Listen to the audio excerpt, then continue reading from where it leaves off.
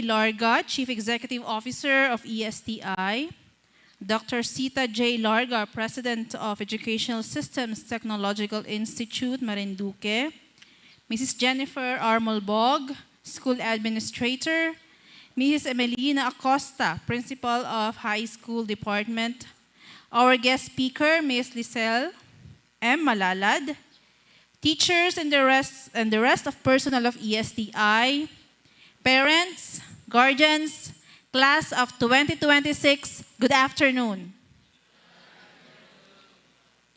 Standing here today, I see more than just students in gowns and caps.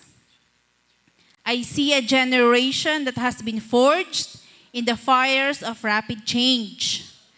You are the digital natives who navigated the shift from physical to virtual and back again.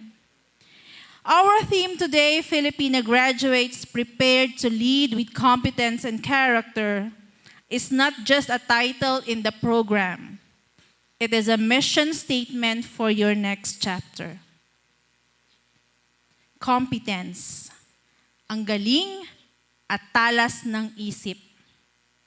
When we talk about competence, we aren't just talking about high grades or certificates.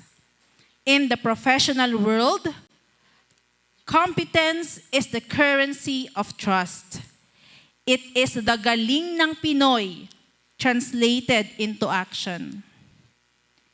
Sa loob ng senior high school, for our senior high school graduates, hindi lang kayo natutong mag-solve ng calculus o sumulat ng research papers. You were taught how to think, not just what to think. Natutunan ninyong maging mapanuri sa gitna ng baha ng impormasyon at teknolohiya. You learn that competence is not a destination, but a relentless pursuit of excellence. Competence today requires three things. Una, technical mastery.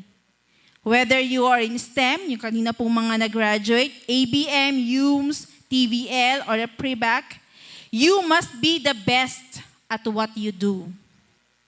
Huwag kayong papayag sa pwede na.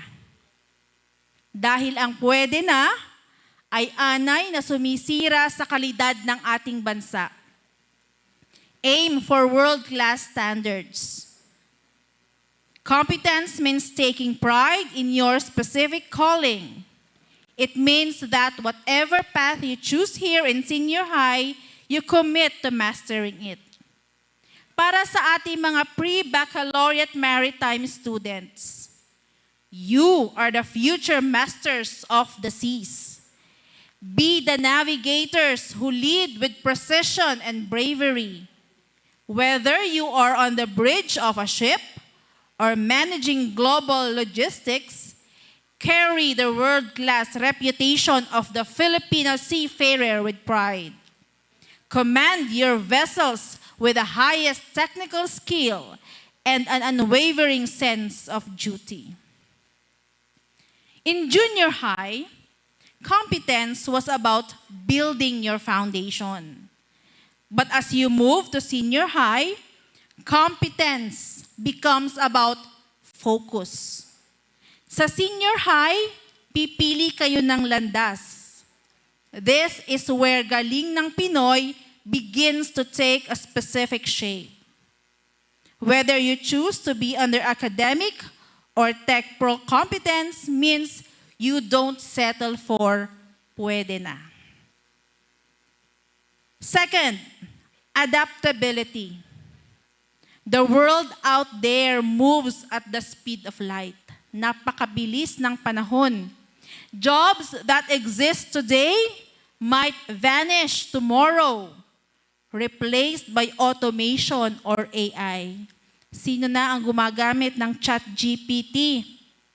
Gemini AI, Microsoft Copilot. Taas nga ang kamay. Kung nakagamit na niyan, wala. Kailangan ay kilala natin dapat sila. Huwag tayong matakot na gumagamit ng ChatGPT or gumagamit ng Gemini AI or Microsoft Copilot. We just have to be responsible sa paggamit. Hindi yung kung ano ang sinabi ni ChatGPT, yun na ang alagay sa mga research. Kayo pa rin dapat ang nagmamanage niyan. Because those are artificial intelligence. It would help us para mas maging efficient, pero hindi yung kung ano yung nakalagay doon, yun na. Alright? A competent mind, sinasabi, a competent mind is an adaptable mind. Kailangan nating makisabay sa panahon. Ang marunong lumangoy sa agos ng pagbabago, ang siyang mananatiling matatag. To lead, you must remain a student for life. Stay curious. Stay hungry for knowledge. At pangatlo, problem solving. True competence is seen when things go wrong. Leadership is tested in the middle of crisis. Kapag may problema, what do you usually do? Do you panic or do you find a way? Ang graduadong Pilipino ay kilala sa pagiging madiskarte. But let that diskarte be rooted in logic, science, and hard work, hindi sa paglalamang sa kapwa. Character, ang tibay ng loob at dangal. Sinasabi, competence alone is dangerous. Intelligence without values makes a clever villain, not a leader. And this is where character comes in, ang ating dangal.